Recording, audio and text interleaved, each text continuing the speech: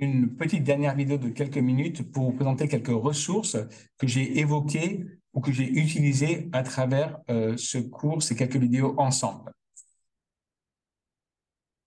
La première ressource, c'est bel et bien le livre de Vern Poythress, Redeeming Science, que j'ai recommandé et que vous pouvez trouver sur le site internet de John Frame et Vern Poythress, frame-poythress.org, et vous avez tous leurs livres en PDF, puisque Frame et Poythress ont un accord avec leur maison d'édition pour mettre en ligne le PDF de, si ce n'est pas tous leurs ouvrages, la plupart de leurs ouvrages, qu'ils soient petits ou imposants.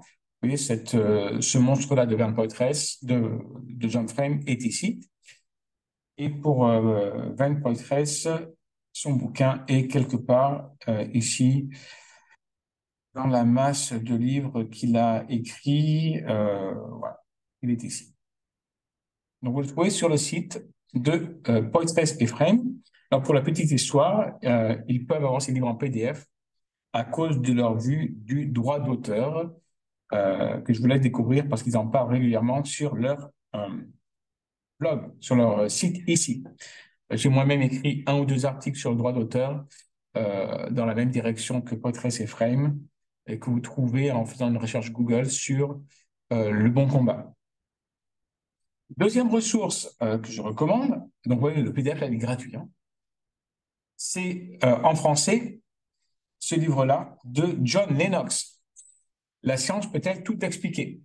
Je recommande ce livre pour 2 raisons. Tout d'abord, c'est une objection commune, hein. La science peut tout expliquer, on n'a pas besoin de Dieu. John Lennox se propose de répondre à cette objection-là dans ce livre que je recommande. Il ne coûte pas trop cher non plus, vous voyez, 17 €, et qui de mémoire est assez court. Je ne vois pas les données techniques ici. Voilà, 156 pages. Donc, c'est quand même relativement court et écrit de manière abordable. Et vous voyez qu'il aborde aussi plusieurs clichés et la question du miracle, chapitre 6, et de la fiabilité des textes, notamment du Nouveau Testament.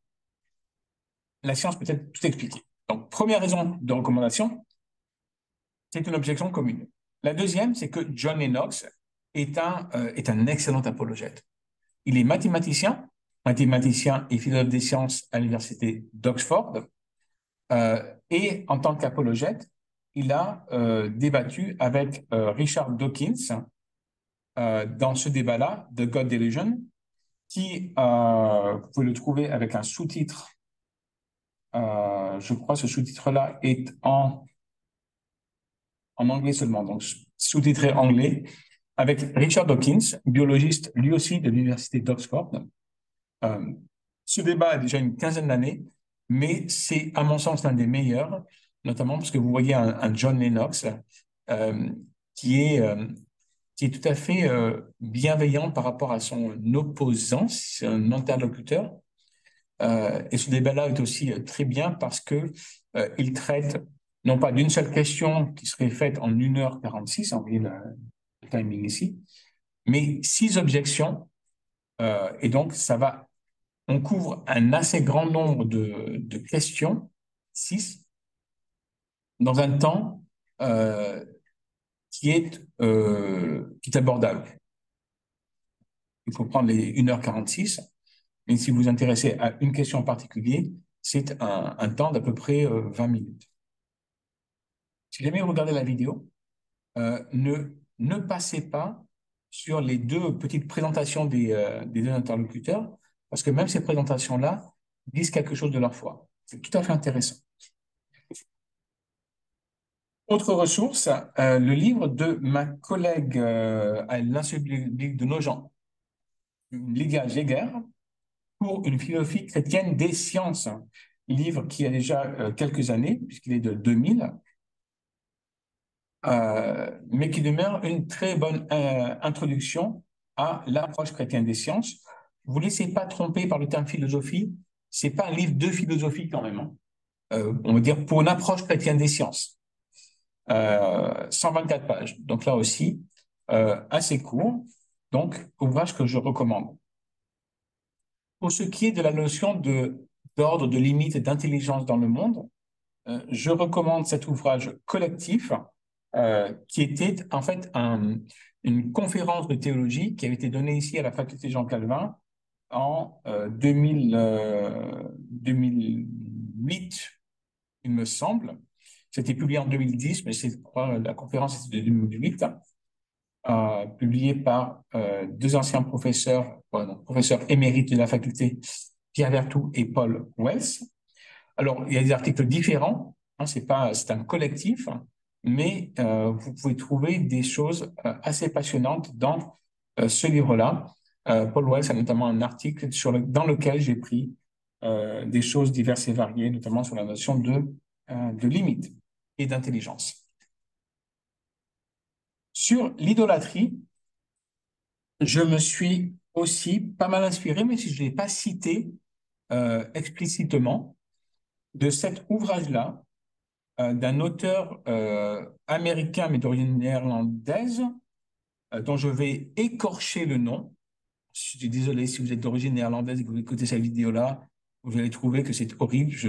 Bob Goodward, Idols of Our Time, qui est en anglais seulement, qui est difficile à trouver, sauf sur un site, donc du coup que je vous recommande si vous vous passionnez de lecture, etc., et que vous ne savez pas où trouver des livres à emprunter et à lire, le site archive.org, sur lequel vous pouvez créer un compte gratuitement. Et après, vous pouvez trouver une masse de livres, même actuels, incroyables. Moi, je trouve des ouvrages très pointus en théologie ou en philosophie, et que vous pouvez emprunter gratuitement, je précise, gratuitement, pendant 1 heure. Donc, il faut renouveler toutes les heures. Mais entre vous et moi, quelles sont les chances que cet ouvrage-là soit emprunté au moment où vous le lisez par un autre chrétien quelque part, même dans le monde? Il n'y a pas des masses de chances. Depuis que je lis sur ce site-là, ça ne m'est jamais arrivé. Donc, je recommande cet ouvrage. Euh, J'avais oublié de vous le prévoir, mais quand on parle idolâtrie, je recommande, alors encore plus, un ouvrage qui est plus long et donc un petit peu plus dense quand même. Mais si ça vous passionne, lancez-vous.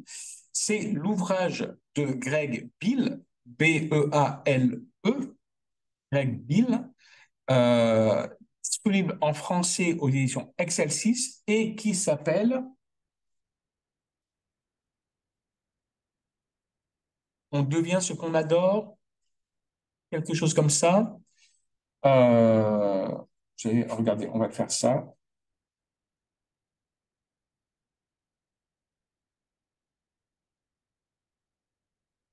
Et voilà, la beauté de.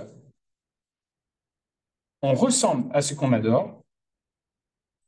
Bon, là, publication chrétienne, mais je crois qu'à l'origine, c'est publié par Excelsis. Voilà, c'est ça. On ressemble à ce qu'on adore. Excelsis, Greg Bill. Donc, je vous le recommande dans leur série Théologie biblique. Euh, le fameux Scientisme et sécularisme de J.P. Moreland, dans lequel il parle de la manière dont le scientisme va en fait rendre la science, la pratique scientifique impossible. Donc, je recommande vivement ce bouquin-là.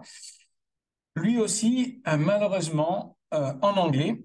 Vous voyez que quand même maîtriser l'anglais quand on veut aller plus loin est quand même quelque chose qui est de plus en plus important, même maintenant. L'ouvrage Responsible Technology, auquel j'ai fait référence, hein. Donc, vous voyez déjà un petit peu, qui a pris un petit peu d'âge, mais dont la perspective est intéressante. Donc, pas forcément l'application et les technologies dont il parle, mais leur approche. Donc, du coup, là, vraiment, si vous voulez lire, il faut vraiment vouloir en faire quelque chose quand même, parce que il y a une grosse partie du livre qui est un petit peu datée. Et dès qu'on parle de technologie, et ça a 42 ans, c'est 86, donc ça a presque 40 ans, hein. Voilà, je recommande le livre, mais c'est peut-être pas par celui-là. Si vous voulez simplement vous intéresser un petit peu à la relation foi et science, c'est clairement pas par là qu'il faut commencer. J'ai parlé beaucoup d'écosystèmes, de nature, etc. Vous avez vu un petit peu dans le cours. Et donc, je ne peux m'empêcher de recommander euh, la lecture de ce petit ouvrage. Hein, vous voyez que là, c'est donc 208 pages, mais en format petit, hein, de Fred Baudin dans la collection Éclairage, là aussi aux éditions Excelsis. Fred Baudin, que j'ai le privilège de connaître, puisqu'il est pasteur de l'Église libre ici à Aix-en-Provence. Donc, il habite pas très loin d'ici, hein, sur la colline d'Aix, qui a été aussi membre fondateur d'Arocha France, peut-être même avec mon collègue, professeur émérite et président de la fac, Pierre Berthoud. Fred Baudin, qui est aussi un très très bon auteur, qui écrit très très bien. Et je recommande en fait particulièrement son dernier ouvrage, Méditation, je crois, oui, Méditation sur l'émotion, avec plein de jeux de mots, euh, dans lequel il propose un parcours presque poétique et de réflexion autour des mots qui finissent par sion. Mais bien sûr, vous voyez que dans le titre, c'est l'émotion, sion, sion, sion. Regardez, je vous le recommande ici. On n'est pas dans le thème du cours, mais euh, hop, hop, hop, variation sur l'émotion de Fred Baudin, qui était un très très fin connaisseur aussi du judaïsme. Et c'est pour ça que sur sa page sur Excel 6, vous verrez quelque chose comme ce livre sur l'antisémitisme qu'il a co-édité, non, auquel il a participé. Voilà, cela termine totalement les quelques vidéos que je voulais faire avec vous sur foi et science. Et comme il se doit, invoquons la bénédiction de Dieu sur notre appel, nos vocations, quelles qu'elles soient, et que le Seigneur continue de nous accompagner vers le royaume.